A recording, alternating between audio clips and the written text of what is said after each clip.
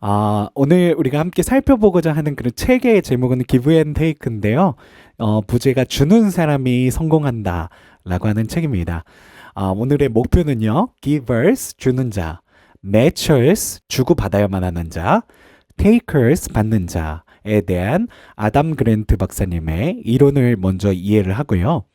예수님의 말씀을 기억하며 우리가 기버가 되기를, 예수님처럼 기버로 살아가게 되기를 결단하는 오늘이 될 수 있다면요, 참으로 보람 있는 그런 시간이 되어질 줄로 믿습니다.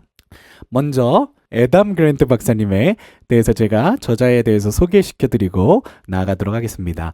저자 애덤 그랜트는 와튼 스쿨 조직심리학 교수님이시고요. 하버드 대학교 심리학과를 수석으로 졸업하시고 미시건 대학교 대학원에서 조직심리학 박사학위를 받으셨습니다. 31살이라는 젊은 나이에 와튼 스쿨 최초로 최연소 종신 교수로 임명이 되셨고요. 그 밖에 비즈니스 위크 선정 2012년 올해의 인기 교수, 포춘 선정 40세 이하 세계 탑 비즈니스 교수 40인의 명단에도 이름을 올리셨습니다.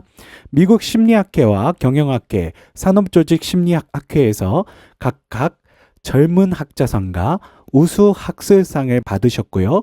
조직심리학 분야의 그랜드슬램을 달성한 그를 두고 뉴욕타임스는 세계에서 가장 생산성 있는 심리학자로 추켜 세우기도 했습니다.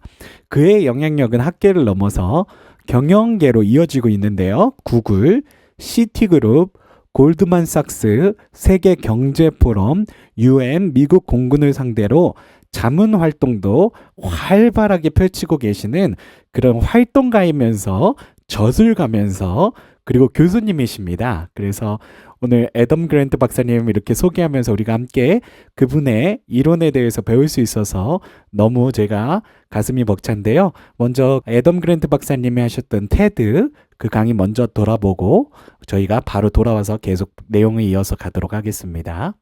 So I want you to look around the room for a minute and try to find the most paranoid person here. And then I want you to point at that person for me. Okay, don't actually do it. But as an organizational psychologist, I spend a lot of time in workplaces, and I find paranoia everywhere. Paranoia is caused by people that I call takers. Takers are self-serving in their interactions. It's all about what can you do for me. The opposite is a giver. It's somebody who approaches most interactions by asking, what can I do for you? I was curious, though, about how common these extremes are, and so I surveyed over 30,000 people across industries around the world's cultures. And I found that most people are right in the middle between giving and taking. They choose this third style called matching. If you're a matcher, you try to keep an even balance of give and take, quid pro quo. I'll do something for you if you do something for me. And that seems like a safe way to live your life. But is it the most effective and productive way to live your life? The answer to that question is a very definitive maybe. Now, I studied dozens of organizations, thousands of people. I had engineers measuring their productivity. I looked at medical students' grades, even salespeople's revenue. And unexpectedly, the worst performers in each of these jobs were the givers. The engineers who got the least work done were the ones who did more favors than they got back. They were so busy doing other people's jobs, they literally ran out of time and energy to get their own work completed. In medical school, the lowest grades belong to the students who agree most strongly with statements like, I love helping others, which suggests the doctor you ought to trust is the one who came to med school with no desire to help anybody. And then in sales, too, the lowest revenue accrued to the most generous salespeople. And I actually reached out to one of those salespeople who had a very high giver score, and I asked him, why do you suck at your job? I didn't ask it that way, but what's the cost of generosity in sales? And he said, well, I just care so deeply about my customers that I would never sell them one of our crappy products. So just out of curiosity, how many of you self-identify more as givers than takers or matchers? Raise your hands. Okay, would have been more before we talked about these data. But actually, it turns out there's a twist here. Because givers are often sacrificing themselves, but they make their organizations better. We have a huge body of evidence, many studies, looking at the frequency of giving behavior that exists in a team or an organization. And the more often people are helping and sharing their knowledge and providing mentoring, the better organizations do on every metric we can measure. Higher profits, customer satisfaction, employee retention, even lower operating expenses. So givers spend a lot of time trying to help other people and improve the team, and then unfortunately they suffer along the way. And I want to talk about what it takes to build cultures where givers actually get to succeed. So I wondered then, if givers are the worst performers, who are the best performers? And let me start with the good news. It's not the takers. Takers tend to rise quickly but also fall quickly in most jobs. And they fall at the hands of matchers. If you're a matcher, you believe in an eye for an eye, a just world. And so when you meet a taker, you feel like it's your mission in life to just punish the hell out of that person. And that way justice gets served. Well, most people are matchers, and that means if you're a taker, it tends to catch up with you eventually. What goes around will come around. And so the logical conclusion is it must be the matchers who are the best performers. But they're not. In every job, in every organization I've ever studied, the best results belong to the givers again. So take a look at some data that I gathered from hundreds of salespeople tracking their revenue. What you can see is that the givers go to both extremes. They make up the majority of the people who bring in the lowest revenue, but also the highest revenue. And the same patterns were true for engineers' productivity and medical students' grades. Givers are overrepresented at the bottom and at the top of every success metric that I can track. Which raises the question, how do we create a world where more of these givers get to excel? And I want to talk about how to do that not just in businesses, but also in nonprofits, schools, even governments. Are you ready? All right, I was going to do it anyway, but I appreciate the enthusiasm. The first thing that's really critical is to recognize that givers are your most valuable people, but if they're not careful, they burn out. So you have to protect the givers in your midst. And the second thing that matters, if you want to build a culture where givers succeed, is you actually need a culture where help seeking is the norm, where people ask a lot. But I think the most important thing, if you want to build a culture of successful givers, is to be thoughtful about who you let onto your team. I figured you want a culture of productive generosity, you should hire a bunch of givers. But I was surprised to discover, actually, that that was not right. That the negative impact of a taker on a culture is usually double to triple the positive impact of a giver. Think about it this way. One bad apple can spoil a barrel, but one good egg just does not make a dozen. I don't know what that means. But I hope you do. No, let even one taker into a team, and you will see that the givers will stop helping. They'll say, I'm surrounded by a bunch of snakes and sharks, why should I contribute? Whereas if you let one giver into a team, you don't get an explosion of generosity. More often, people are like, great, that person can do all our work. So effective hiring and screening and team building is not about bringing in the givers. It's about weeding out the takers. And if you can do that well, you will be left with givers and matchers. The givers will be generous because they don't have to worry about the consequences. And the beauty of the matchers is that they follow the norm. So if we do all this well, if we can weed takers out of organizations, if we can make it safe to ask for help, if we can protect givers from burnout, and make it okay for them to be ambitious in pursuing their own goals, as well as trying to help other people, we can actually change the way that people define success.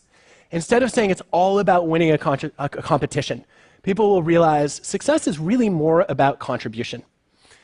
I believe that the most meaningful way to succeed is to help other people succeed. And if we can spread that belief, we can actually turn paranoia upside down. There's a name for that. It's called pronoia. Pronoia is the delusional belief that other people are plotting your well-being. That they're going around behind your back and saying exceptionally glowing things about you. And the great thing about a culture of givers is that's not a delusion, it's reality. Look, I want to live in a world where givers succeed, and I hope you will help me create that world. Thank you. 정말 세계적으로 너무나도 유명한 교수님인데 말이 엄청 빨라요. 그리고 되게 어렵게 말해요. 그래서 조금 어려운 부분이 있는데요.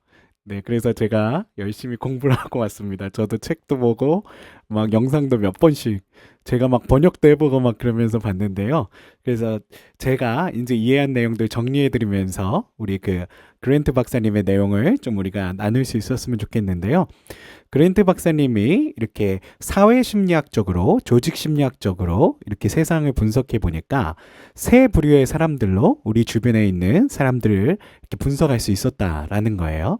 그게 뭐냐면 givers, matchers, and then takers라는 거예요. 근데 이게 뭐냐면 giver는 이렇게 주는 게 아주 자연스러운 사람들 있잖아요. 대가를 바라지 않고.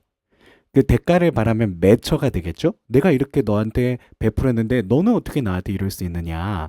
이렇게 된다면 그건 매처가 될 거예요.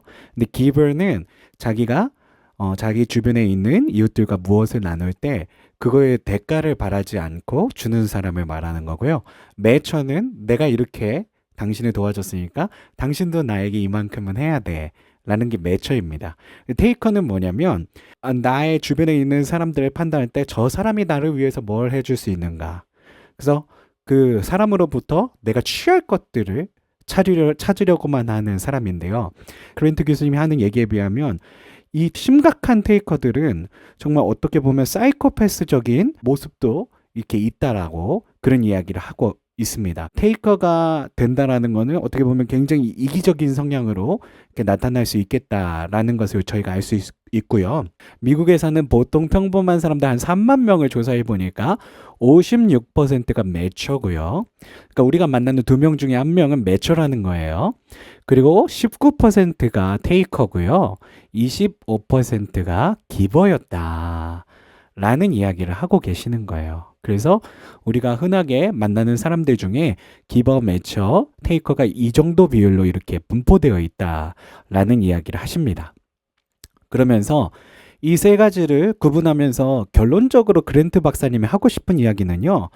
기버가 그 조직에 존재하고 있을 때 그 조직이 뭐 어떤 비영리 단체라든지 아니면 교회라든지 아니면 어떤 회사라든지 이런 어떤 그런 조직 전체 조직에서 기버가 이렇게 굉장히 열심히 활동할 수 있는 그런 어떤 조직이라면 그 조직이 성장한다라는 이야기를 하고 계시는 거예요.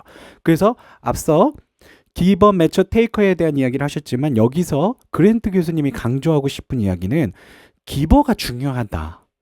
기버를 굉장히 이렇게 격려하고 기버를 통해서 우리 조직이 활동할 수 있는 활동성을 늘려나가야 된다라는 말씀하고 계십니다. 제가 여기 내용을 읽어볼게요. 주는 사람은 보통 자신을 희생함으로 그들이 속한 조직을 성장시킨다. 38개의 연구, 3,611개의 조사 연구를 통해 살펴보았을 때 사람들을 더 자주 돕고 지식을 나눠주고 멘토링 할수록 그 기업은 모든 수치에서 더 좋은 결과를 보였다. 이윤, 고객 만족도, 고용 유지율도 더 높았다. 운영비 지출도 더 낮았다. 기버는 다른 사람을 돕고 팀을 개선하는 데 시간을 많이 쓴다. 그러다 보니까 기버의 단점이 뭐죠? 금방 소모되는 거예요. 왜냐면은 기버 주변에 아까도 말씀드렸지만 기버만 있는 세상이면 얼마나 좋을까요? 근데 기버 주변에는 테이커들도 있잖아요. 특히 이제 기버가 주변에 테이커를 만나게 되면 급격한 자기 소모를 경험하게 된다는 거예요. 테이커들은 저 사람이 나에게 뭘 해줄 수 있는가를 보는 사람들이잖아요. 저 사람이 나에게 어떤 가치가 있는가를 이렇게 갈구하는 사람들이 테이커죠. 그러다 보니까 이 기버를 테이커가 만나면 와, 잘 됐다.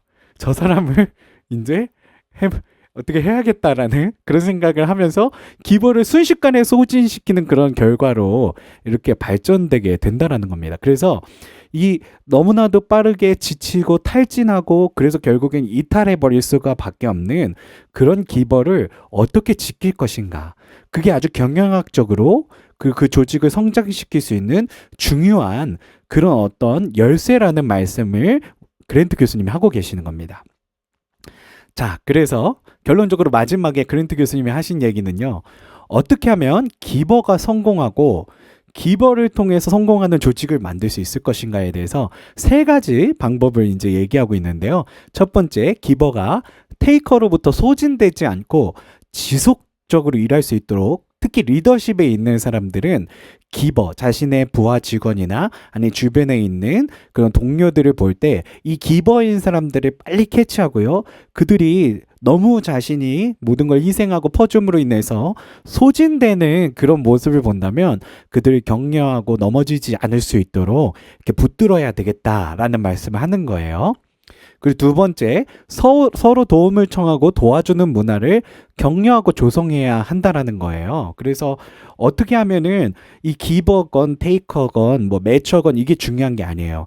우리가 속한 교회나 직장이나 가정이나 다 마찬가지입니다. 세 사람 이상이 모이면 그곳은 조직입니다. 모든 조직에 있어서 정말 우리가 서로 도움을 청할 수 있는 그런 어떤 문화, 우리의 연약함을 고백할 수 있는 문화, 우리의 취약성을 우리가 오픈할 수 있는 문화가 되고, 그 문화가 그리고 또 정죄하고 비판하고 막 그런 문화가 아니라, 그럼에도 불구하고 얼마나 힘들었어, 그래 할 수 있어, 일어설 수 있어라고 격려할 수 있는 그런 문화를 만들어야지 이 기버들이 자신의 어떤 그런 어떤 희생하는 마음, 그 나눔의 마음을 계속해서 이렇게 유지를 할 수가 있는데, 그런 어떤 환경이 안 되면 기버들이 딱 마음 문을 닫고 매처가 되거나 자기도 어떻게 보면은 극단적으로 테이커로 변할 수밖에 없는 그런 상황에 처해 있다라는 말씀하고 있는 거죠. 세 번째로 제일 중요한 거라고 말씀하셨어요. 좋은 팀을 만들어야 되는데, 일단 어쨌든 이 경영자의 입장에서는요, 기버를 좀 더 많이 고용하고 테이커를 색출해내야 된다. 이거는 이제 교회에서는 좀 이제 맞지 않는 방법이에요. 근데 이제 경영자의 입장에서, 이분은 이제 경영학 교수고 조직 심리학 교수다 보니까 이런 내용을 말씀하시는데, 좋은 팀, 좋은 문화, 그리고 또 지속적으로 성장할 수 있는 그런 조직 문화를 만들기 위해서는 기버를 고용해서 많이 격려해주고 가능한 테이커를 색출해내야 된다라는 좀 너무 과격한 이야기를 하고 계시는데요.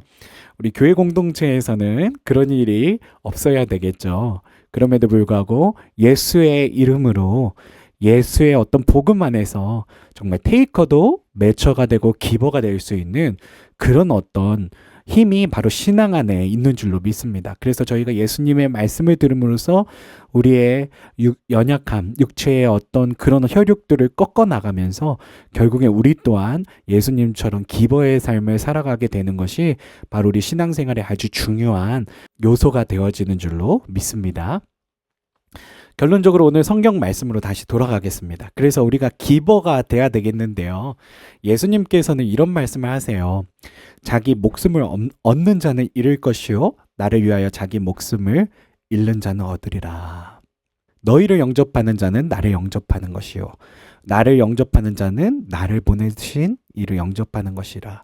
선지자의 이름으로 선지자를 영접하는 자는 선지자의 상을 받을 것이요, 의인의 이름으로 의인을 영접하는 자는 의인의 상을 받을 것이요. 어떻게 보면은요, 이 기버들이요 금방 지쳐요. 아까도 말씀드렸지만.